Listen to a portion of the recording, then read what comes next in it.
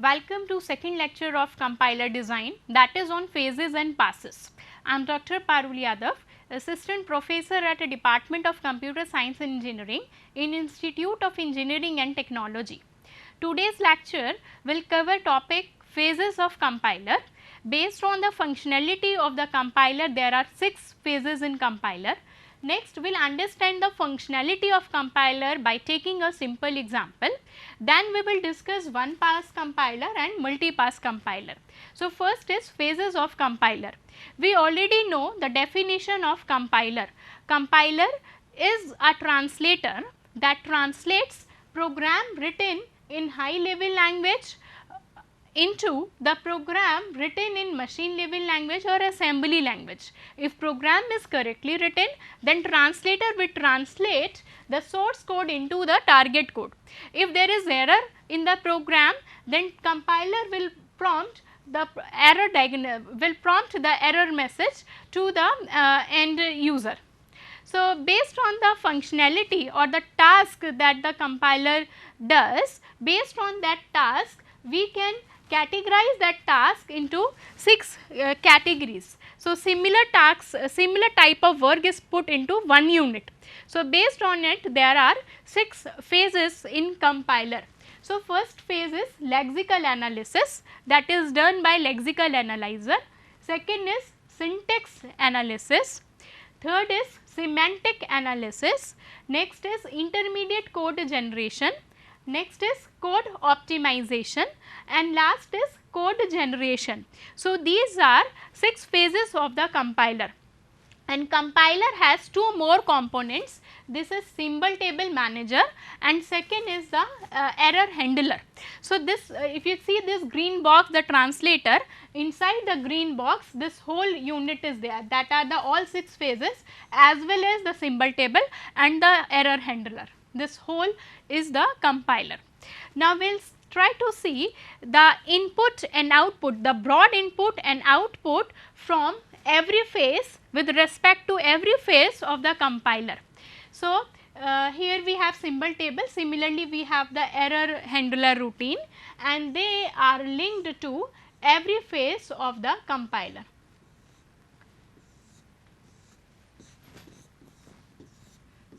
Like this.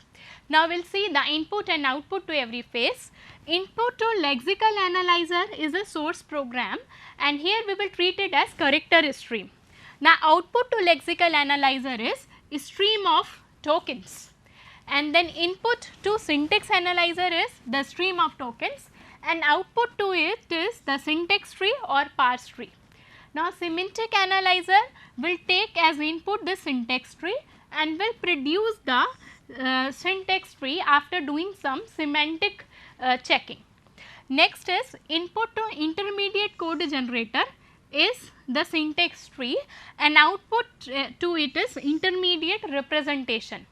Now, next is machine independent code optimization. Here the input is intermediate representation and output is the again the intermediate representation, but in optimized form. Next is a code generator. Input is this intermediate representation and output is the target machine code, and again further it can be optimized using the machine dependent code optimization technique, and finally we will get the target machine code. See, this optimization and this are this is optional actually. So, broadly compiler has 6 phases, and if we are doing good optimization is required, then it can be done at multiple stages. Now, we will see using one example what is input and what is the output of every phase. In previous slide we have broadly discussed what is input and output to every phase of compiler. So, the syllabus of compiler design is actually covers these phases. In the syllabus we will discuss the how compiler does the lexical analysis, how compiler does the syntax analysis. So, every unit of the syllabus covers the single phase, right. Now, first is the lexical analysis. So, here the example is one statement of source program, that is position is equal to initial plus rate into multiplication. This is one statement of source program. Now input, this is the input to lexical analysis phase, and here the lexical analyzer will read this statement character by character. So lexical analyzer reads the source program left to right and top to bottom fashion. So first, suppose we are at this particular statement, so it will scan the input string and it will scan the input characters like P, O, S, I, T, I, O, N, and it will try to find out the meaningful sequence of characters. So here if we will see this P, O, S, I, T, N, this is a meaningful sequence of character, and that meaningful sequence of character is known as lexeme. So actually the lexical analyzer will find the lexeme from the stream of characters in source program. So this is the meaningful sequence of characters. So one meaningful sequence of character that we obtained is position. And for after getting the lexeme or the meaningful sequence of character, this lexical analyzer assigns a token to it. Token is what? Token, this is token, and token is a pair. This pair contains token name and the attribute value. Token name means this is the abstract symbol that represent that particular lexeme or that particular class. So this is one abstract symbol, and attribute value means entry to symbol table. Now see, I told that one component of compiler is symbol table. Symbol table is a two-dimensional table where we store the information about the program. Information mean in the program we may having identifiers, operators, punctuator symbols. So symbol table will store, suppose there is identifier, so it will store, yes, this is position is an identifier, its data type is this, its value is this, it is declared in this line number, like that. So it will two-dimensional table. So here this is suppose index 1, 2 and 3, and first is position and lexeme is position, and position is actually identifier. So its entry will be done in symbol table, that is position, and relevant information will be stored in further columns of this symbol table. Now next we need to know classes of token actually. Whatever will get over here, mean whatever the lexeme we are getting, this can be mapped to 5 classes of token. What are the 5 classes of token? They are, I am writing here, they are keywords, identifiers, operators, constants, punctuator symbol.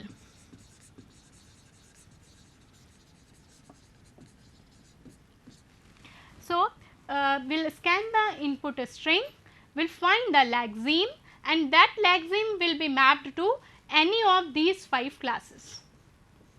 So this is this can be mapped to identifier, this is identifier. So based on this we can create the token. What is token? Token is token name and attribute value. Token name will be derived from this class, that is identifier, and to represent the identifier we can use one abstract symbol, that is ID. ID stands for identifier.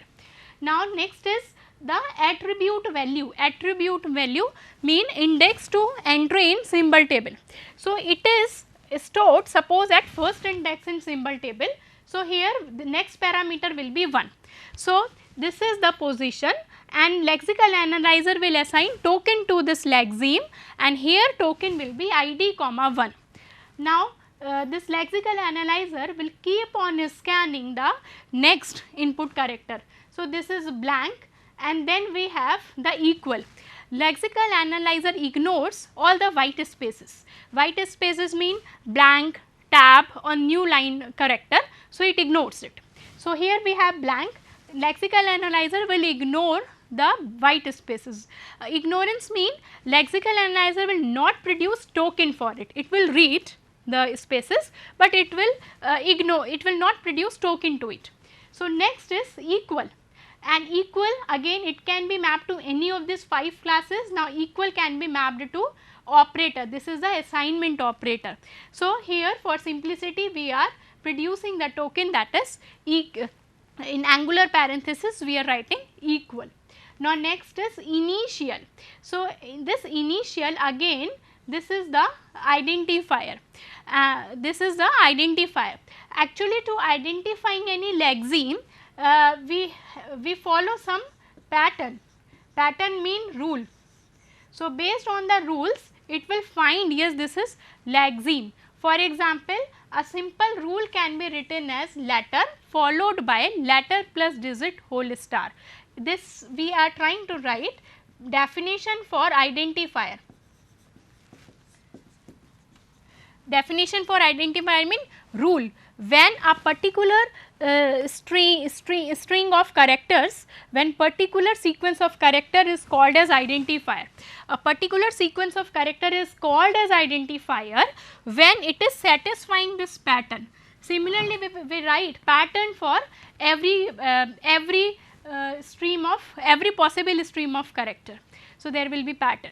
So, this position is matching to this pattern. So, this because it is matching this pattern and this pattern is for identifier, then identifier token corresponding to identifier should be produced. Now, we can initial. So, this is identifier and its entry is done at second index of the symbol table. So, here we will get ID comma 2. Now, next is the plus operator, and here this is the token for it. Now, next is identifier. Here we are doing the entry for identifier only, identifiers only, that is why we are writing only token name in attribute value in identifier, not in the operators. Now, next is the plus. So, we are not doing entry for plus over here, and so here we are just writing here the token name, that is plus. Now, next is rate, and rate is the third identifier. So, its entry is done at this index, third index. So, rate, and the token corresponding to this will be ID comma 3. Similarly, this multiplication, and this is the constant, and for constant again we are writing it just 60, or otherwise it would have been generated like this. This is the number and then its attribute value, but for just simplicity, or we are just writing 60 in angular parenthesis. Rather, it will again have the same combination of token. Here this combination is used in defining the identifier only in this particular example. So, here we have seen the input to lexical analyzer is a stream of characters, and output to lexical analyzer is a stream of tokens. This is one token, this is second, third, fourth, fifth, sixth and seventh. So, it is producing the tokens. For producing the tokens, it is checking the, it is finding the lexeme and then it is assigning the token, and entries will be done in symbol table. Now, next phase of the compiler is syntax analysis. So, here this is the input and this is output of lexical analyzer, and this will be input to syntax analyzer. Syntax analyzer has inside it like context free grammar and PDS, and here we have finite, automata and regular expression. We go into detail in subsequent classes. So, here we have context free grammar and PDS. Now, syntax analyzer will check whether grouping of token is grammatically correct or not. So, here we will have grammar with respect to that programming language, and then we will check whether the grouping of tokens is grammatically correct or not. If grouping of token is grammatically correct, then it will produce the syntax tree or parse tree. Syntax tree is a compressed representation of parse tree, and here we have drawn the syntax tree. So, the syntax tree will be like this. This is the assignment operator, and then here we have ID 1, and then this is ID 2, and here what we are doing, first we are multiplying third identifier with 60, we are getting result over here, then it will be added up to this identifier and then this result will be assigned to first identifier. So, here we will have some grammar and it will check whether it is grammatically correct or not, grouping is grammatically correct or not. Now, next is the semantic analyzer. Now, output of syntax analyzer is the syntax tree. Now, semantic analyzer will check whether grouping is meaningfully correct or not. Meaningfully mean the example that we have taken here, there are 3 identifiers and all these identifiers are of float type, their data type is float, it is initially declared. Now, this 60 is of integer type. Now, what is the thing here, we need to do the multiplication and this is as per the rule that if programming language supports multiplication operator then and grammar is there, then it is as per the rule, then syntax tree will be produced over here.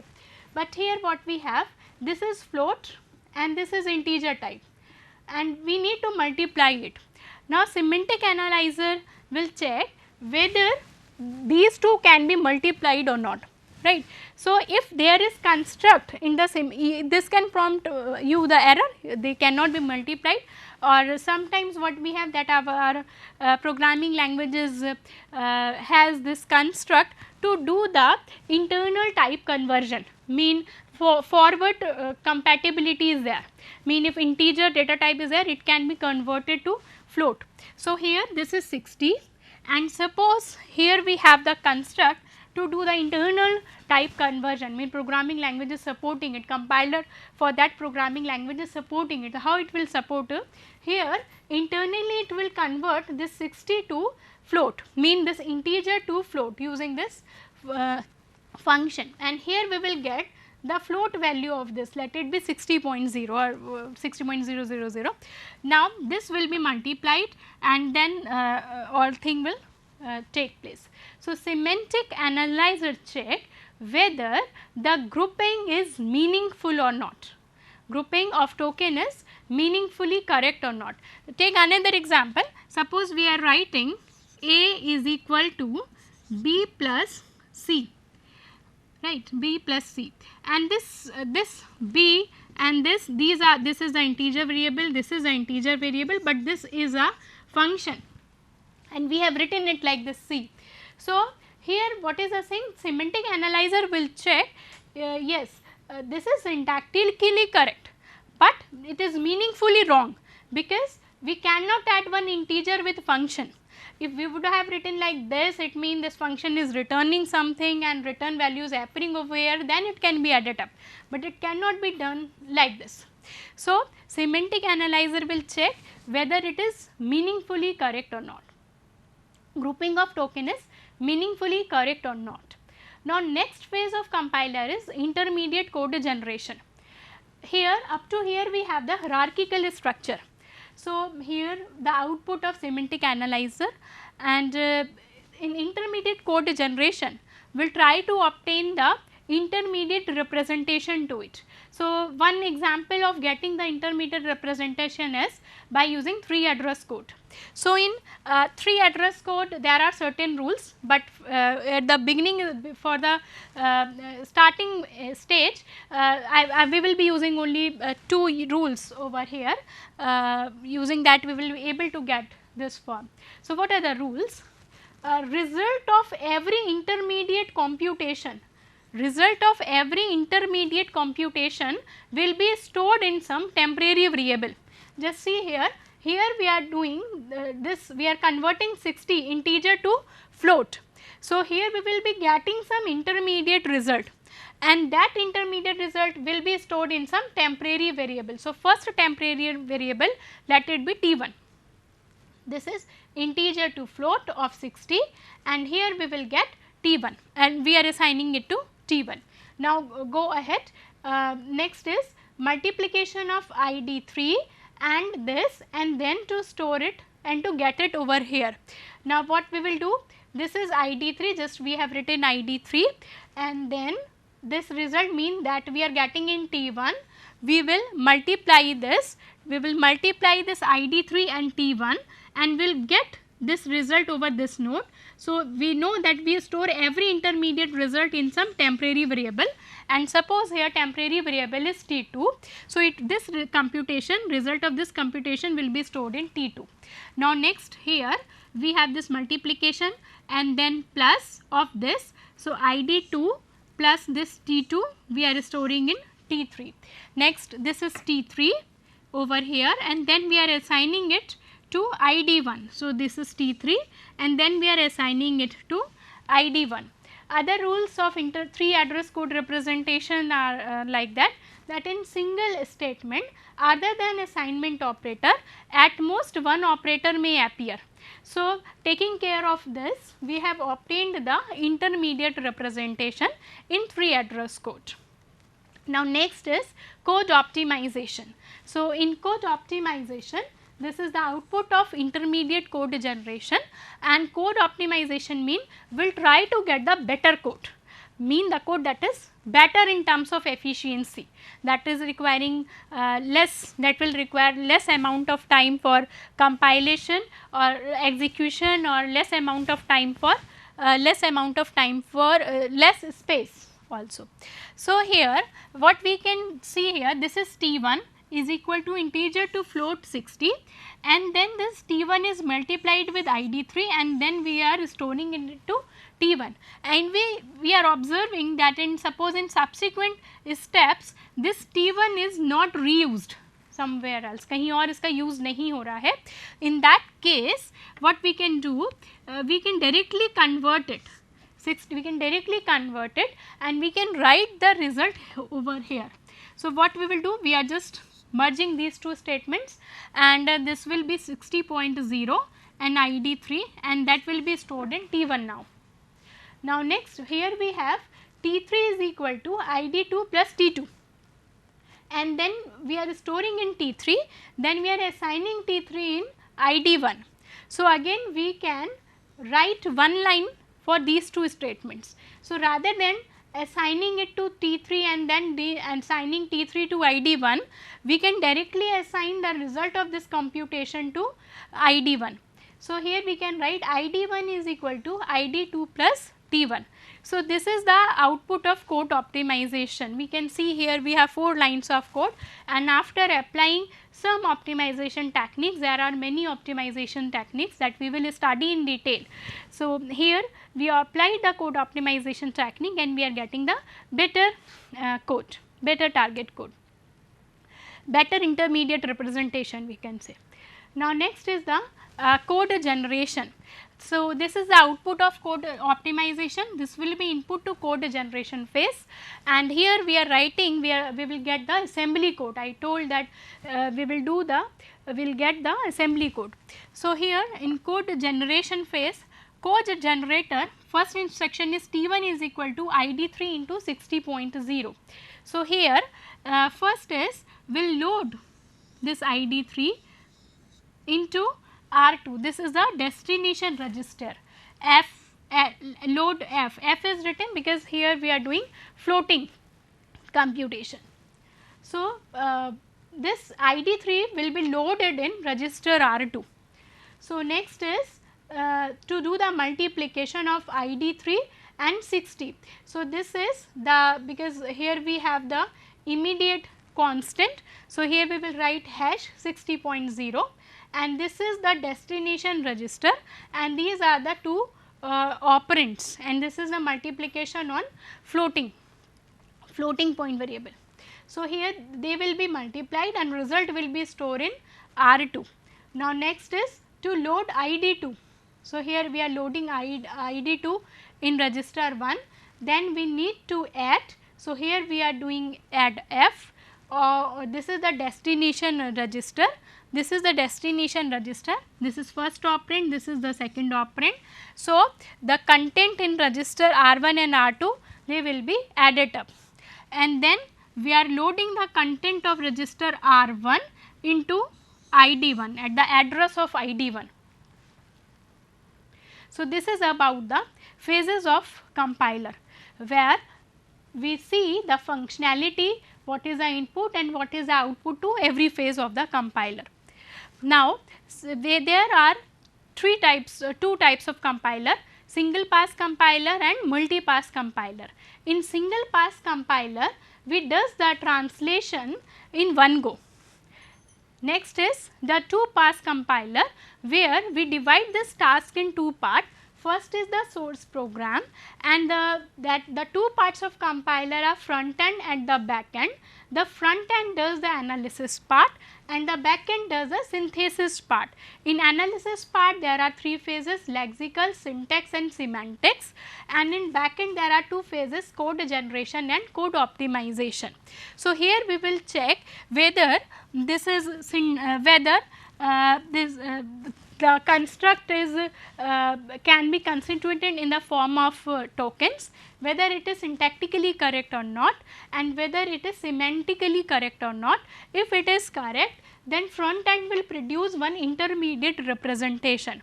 Now intermediate representation as well as symbol table, they will be input to backend. Now backend will perform the code generation, code optimization and code generation, will do the code optimization and code generation task, and here we will get the target code.